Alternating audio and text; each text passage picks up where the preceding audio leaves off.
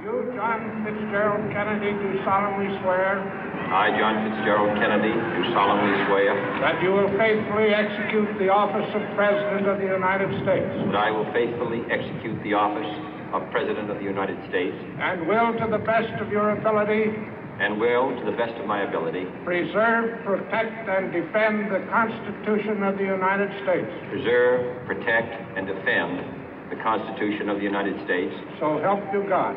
So help me God.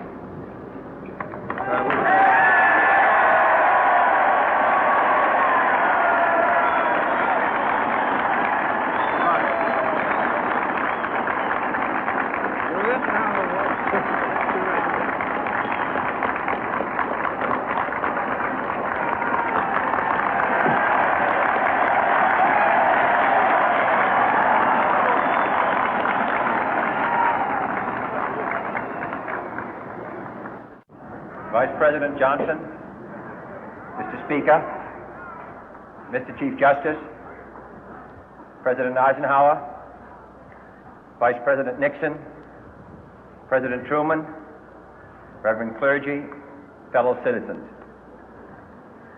We observe today not a victory of party, but a celebration of freedom, symbolizing an end as well as a beginning, signifying renewal as well as change.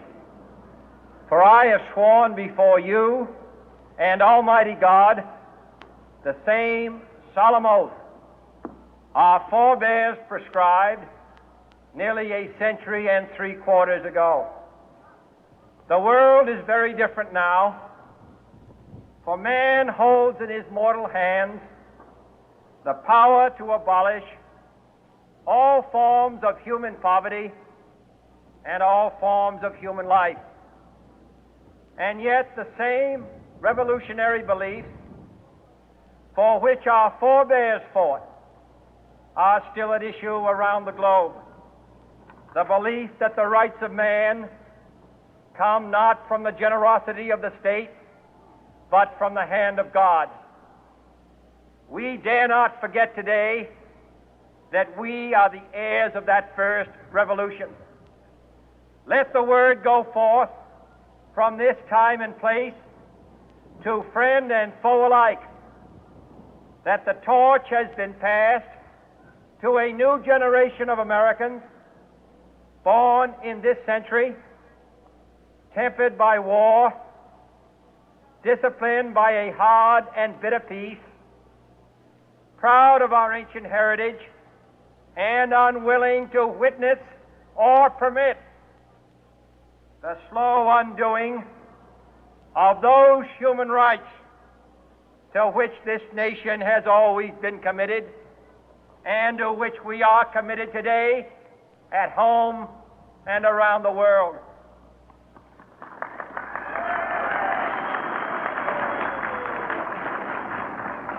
Let every nation know, whether it wishes us well or ill, that we shall pay any price, bear any burden, meet any hardship, support any friend, oppose any foe to assure the survival and the success of liberty.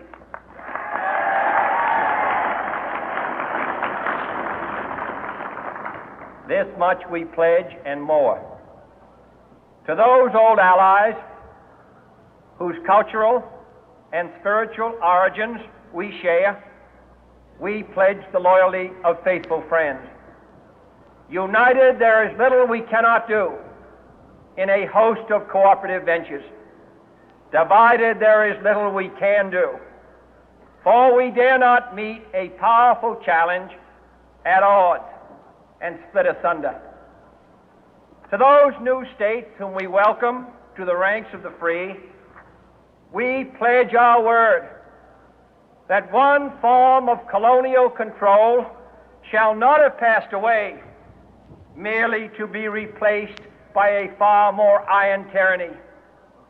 We shall not always expect to find them supporting our view, but we shall always hope to find them strongly supporting their own freedom, and to remember that in the past, those who foolishly sought power by riding the back of the tiger ended up inside.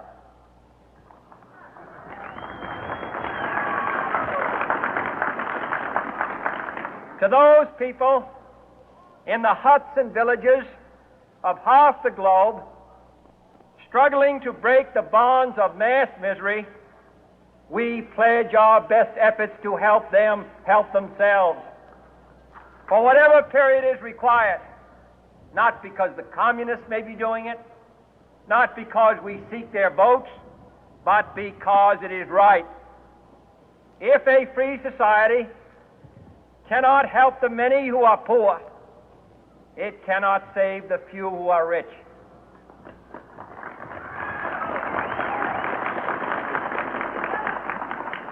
To our sister republics south of our border, we offer a special pledge to convert our good words into good deeds, in a new alliance for progress, to assist free men and free governments in casting off the chains of poverty.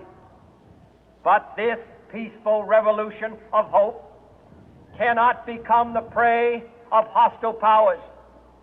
Let all our neighbors know that we shall join with them to oppose aggression or subversion anywhere in the Americas.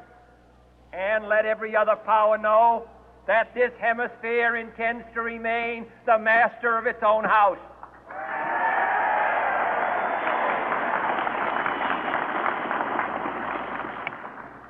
To that World Assembly of Sovereign States, the United Nations, our last best hope, in an age where the instruments of war have far outpaced the instruments of peace, we renew our pledge of support to prevent it from becoming merely a forum for invective, to strengthen its shield of the new and the weak, and to enlarge the area in which its writ may run.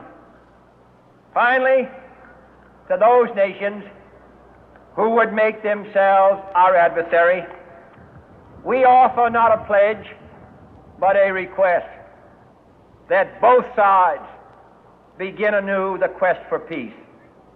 Before the dark powers of destruction, unleashed by science, engulf all humanity in planned or accidental self-destruction, we dare not tempt them with weakness, for only when our arms are sufficient beyond doubt can we be certain beyond doubt that they will never be employed.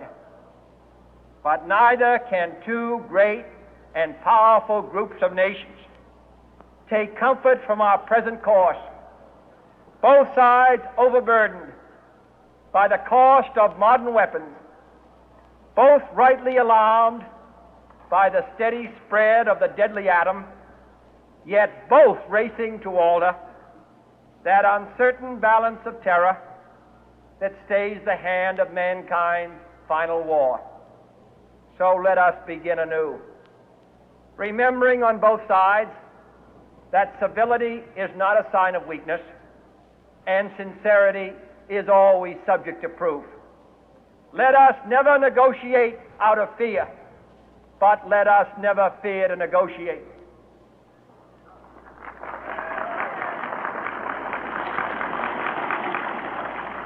Let both sides explore what problems unite us, instead of belaboring those problems which divide us.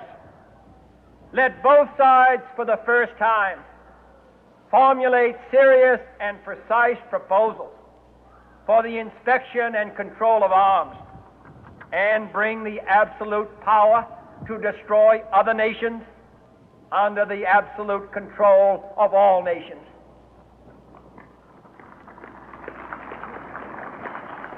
Let both sides seek to invoke the wonders of science instead of its terrors. Together, let us explore the stars, conquer the deserts, eradicate disease, tap the ocean depth, and encourage the arts and commerce.